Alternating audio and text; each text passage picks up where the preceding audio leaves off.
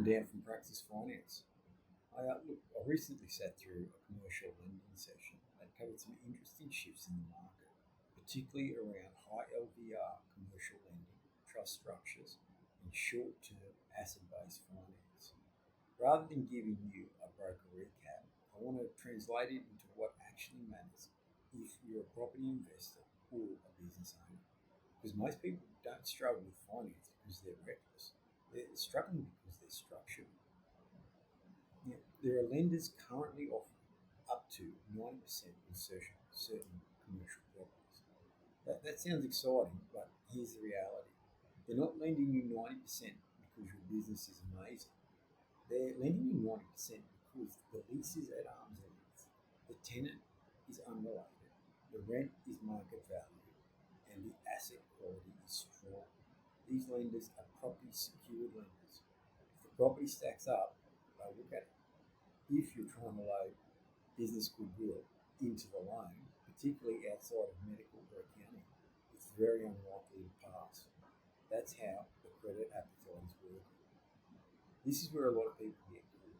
Now, if you're buying a commercial property at a high LVR and the operating business, the goodwill component usually needs to be funded in cash. Sometimes we can split the equipment out into equipment finance, but lenders aren't rolling goodwill into a 90% property loan. If someone tells you they are, ask questions. Now, here's where things get interesting. There are asset-based lenders in the market who don't assess servicing, don't require financials, can fund newly established trusts or companies, and can settle in 1 to 2 months. So, before you get too excited, these are short-term facilities, interest only, higher rates, commercial style valuations. This is strategic money, not cheap money, where it makes sense. So, if you've set up a trust and don't have financials yet, or the bank isn't moving fast enough, and you need 6 to 12 months runway, that's when short-term structured finance can be powerful, but only if there is a clear exit. So, one of the scenarios discussed involved refinancing residential equity to clear out ATO debt. Now, paying the ATO from cash flow can strangle business growth, but refinancing for 6 to 12 months can clear the credit issue, stabilise the business, and allow refinance back to a mainstream lender. The key is exit planning. I don't want to put someone in short-term debt unless they've mapped out how they're getting out of it. So, let's talk about risk properly. Some of these facilities require long-form valuations. We're talking anywhere between 2,500 and sometimes up to 5,000. That's the cost of speed and flexibility. If the valuation comes in short, you need liquidity. This is why I check the property first.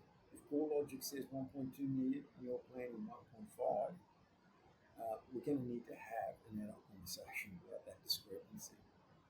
So, finance in 2026 is shifting. More investors are using companies, trusts, SPVs. Banks often want 1 to 2 years financials. Asset-based lenders don't. They rely heavily on the property. Asset quality matters more than ever. Location matters, structure matters, strategy matters. You cannot buy a struggling takeaway shop, wrap it into a trust, and expect 90% funding because you're optimistic. Financing and financiers don't run on optimism, it runs on risk.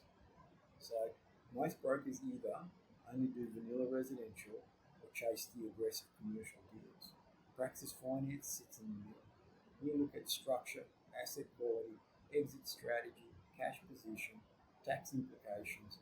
Sometimes the right solution is a standard 30-year loan.